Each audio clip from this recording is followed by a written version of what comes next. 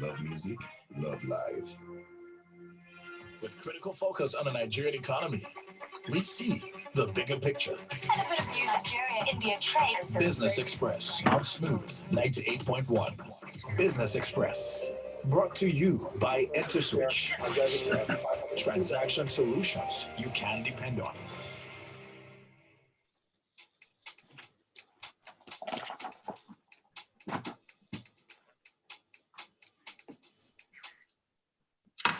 A very good morning to you and welcome back. You're listening to Smooth, the 98.1. Love music, love life. It's about that time for Business Express, brought to you by Interswitch. And of course, Rotus is here and he joins me live via Zoom. Rotus, good morning to you.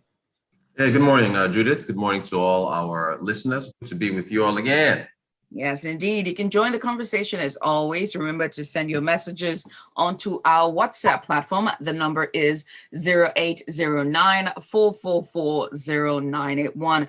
You can also stream us live on YouTube. So go onto YouTube and catch us live at Smooth 981 on YouTube. Rotus. All right. Yeah, so we had a discussion today about the Monetary Policy Committee. They held all rates constant, no change. So the benchmark rate remains at 11.5%. Cash ratio, liquidity ratio, 27.5, 30%. So nothing's changed. The central bank did talk about disbursement for healthcare and a number of other initiatives that they've been putting forward to try to support the economy. I think over ₦1 trillion has been disbursed by the central bank to different sectors. So the support measures continue. The central bank governor talked about the economic growth in the third quarter, 4.03%. We're slowly on the recovery path. And this just the assistance to the economy just has to be maintained. Outside of that, the World Bank has released a new Nigeria development update. And I was fortunate to speak with the country director for Nigeria, Shabam Chuduri, and the economist, Marco Hernandez. And we had a conversation around a report, and they were talking about, look, subsidies need to end. If subsidies continue in Nigeria, you're looking at a number of states not being able to pay salaries in 2022. Now, one of the reasons they put up for this is that the less NNPC is able to contribute to the federation accounts, the more subsidies gulp down on revenues to the country, the less the states will be able to, fund their obligations. As we know, we govern from the center. The states depend a lot on FAC allocations, Federal Account Allocation Committee. That money, of course, is just money that comes in from oil revenues, other revenues, and VAT, everything, and is shared and disbursed to the states. NNPC's share to the federation account, I think it fell to a low of 14 billion or so in the month of August. And it's supposed to be remitting about 120 billion a month to the federation account. But subsidy costs have been climbing because oil prices have been climbing. And if they've rung this bell before.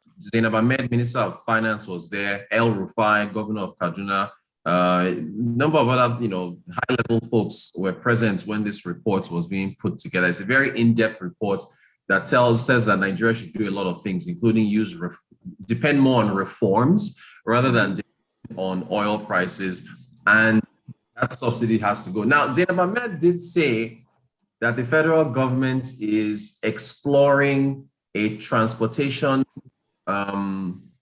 cushion.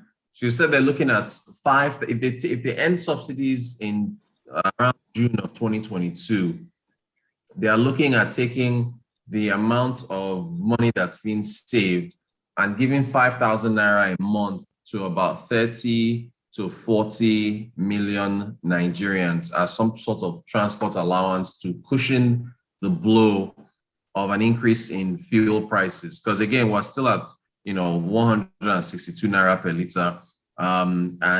Essentially you're just subsidizing wealthier Nigerians, also subsidizing allowing smugglers to happen. There's a report somewhere that Cameroon has closed. I don't have to check if it's verified. It's being attributed to El Rufai, but when I read the article, he wasn't actually quoted, but It's according to the article, it says that Cameroon shut down a refinery because they're getting, cheaper fuel from Nigeria. So, this is something that, again, it's all on Buhari. He doesn't seem to want to listen. He thinks that he is aiding the poor with fuel subsidies, and that somehow, if he was to end fuel subsidies, there will be some type of uprising. Prices of goods and services are already high already. Look at cooking gas. Cooking gas, we talked about cooking gas this week. Yes, on Monday. Yeah, people are paying so much for cooking gas already. That's rising. Everything else is rising. I mean, your crate of eggs, a bag of rice. So, it's not as if Nigerians are not already facing high costs. So just end this subsidy, take the money that you would save and put that towards, trying to alleviate the impact of it on the people. But, again, the World Bank, every time they release their reports on Nigeria, they've been banging on about subsidies now for quite a while, on and on and on. But, the Minister of Finance has chimed in, the Group Managing Director of the NPC has chimed in. Number of people have said this thing is not sustainable, but again, it's still there. So, we'll see whether or not the promise of removing it in 2022 will be followed through. It's an pre-election year, so that's another very tough.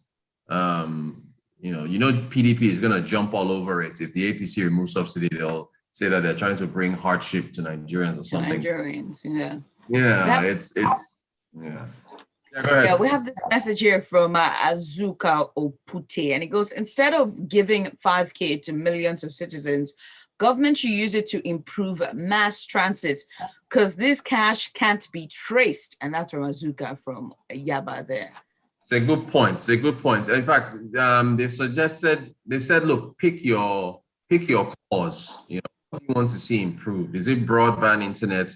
Is it healthcare? I mean, is it a job assistance program for youth?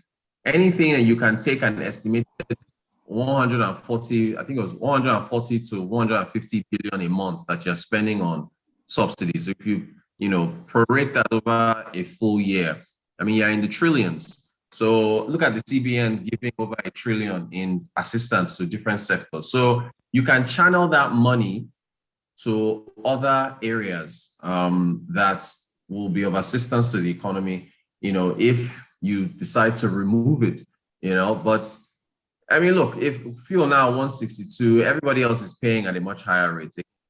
For subsidies,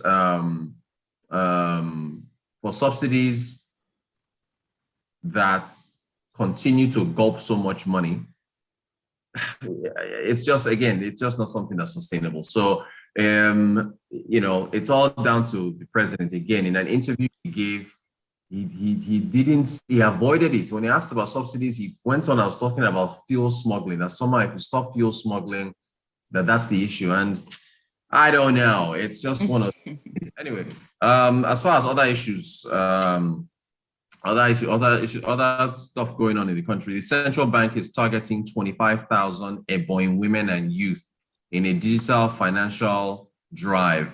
I mean, as far as financial inclusion is concerned, getting more people banked, we've launched, they've launched an e-Naira, first in Africa, first central bank digital currency, and they're looking to try and get more people, financially included across the country. So, yeah, so Ebonyi State, it's a program targeting 25,000 women and youth, and it's a digital financial inclusion drive. It's supposed to give an opportunity to engage with the unbanked and the unbanked population, and to provide them with tools for economic empowerment and inclusion. So I think Mr. Philip Yusuf, Director of Development Finance Department for the CBN, said it during the unveiling of the drive at this is the Onueke Township Stadium in the Eza South local government area of Ebonyi State. So that's something that needs to be channeled across the country in terms of being able to provide jobs for youth, women, and so on. because again, we are increasingly moving into a more technological future where everybody's got to have some kind of access to financial services and skills. And with our level of education, or the way our education system is, we have a long way to go in getting people on board. We have messages here. This is from Udoka, and she goes, I have listened over time, and from your analysis, it's advisable for Nigeria to remove fuel subsidy. My only concern is that will that move be truly channeled to healthcare or things to improve lives of Nigerians? Wouldn't it be a case of people chopping money and cleaning mouth? And that's from Udoka here. This is Matthew Afolabi, and it goes, good one, Azuka. How do we intend to give 5K to 30 to 40 million Nigerians? That's just about 20% of the entire population. It will have no effect, and that's Matthew there. Benito goes, hi, Smooth FM. Federal government subsidy removal is like the future coming already expired. That's what he says there. Austin from Satellite Town goes, good morning. In 2019, it was trader money.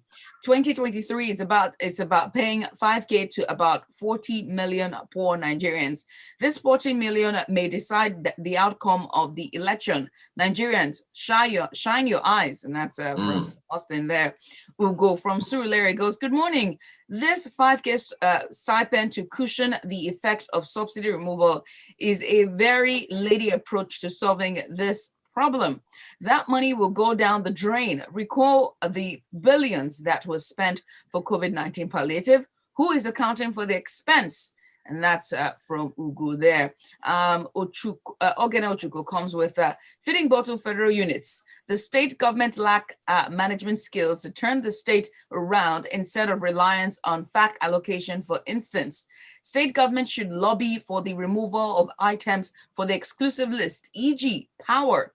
Yinka Bulu here comes with digital financial inclusion, 5K allowance, 5,000 naira allowance, budget wahala, job creation, blah, blah, blah. Rotus, is anyone telling those in Abuja there is a looming problem? We are rapidly losing skills to UK and Canada. My company lost 3 already, and it's not easy training guys to fill up that gap. In 5 years' time, we won't have skills left here. This is Dakbo here. It goes, the government should stop giving stipends to people, rather get the infrastructures working. And this is, although you didn't leave your name though, you just go, Rotus, fuel subsidy removal won't just affect transport. What of business that use it for power? Wouldn't the government give them stipend? Just lazy. And that's from him there. This is Gary Newton. It goes, hi, this 5K thing for poor Nigerians. How would they determine the poor Nigerians? Please, what are we looking at in price after the removal? Also, how will Dangote refinery help out once it commences operations? And I just have one question to add to that. Is this going to be a one-time payment, this 5K, or would it spread out for like a period of time? Because 5K, well, it should be continued. Since you're paying subsidy almost every day, and since a monthly, the way they are talking about it looks like to just continue. They're transferring that savings over to everyday Nigeria. Look, every single message there, solid. So on the last message, the Dangote refinery is just supposed to reduce us having to import refined petroleum. So you will just refine your petroleum products right here in Nigeria, and you won't have to spend all those dollars importing refined petroleum into the country. So there's going to be a lot of big costs there. Great messages from everybody. Thank you all so much for your contributions. Really appreciate it. It's what makes this show the show. Judith, thanks. Yes, indeed. Thank you so much to you too as well, Rotus, and thanks to everyone. This brings us to the very end of Business Express, brought to you by Interswitch. Stick around. Coming up at 7:30 is going to be time for Freshly Pressed 981. Stay with us. Express, brought to you by Interswitch. Transaction solutions you can depend on. With critical focus on the Nigerian economy, we see the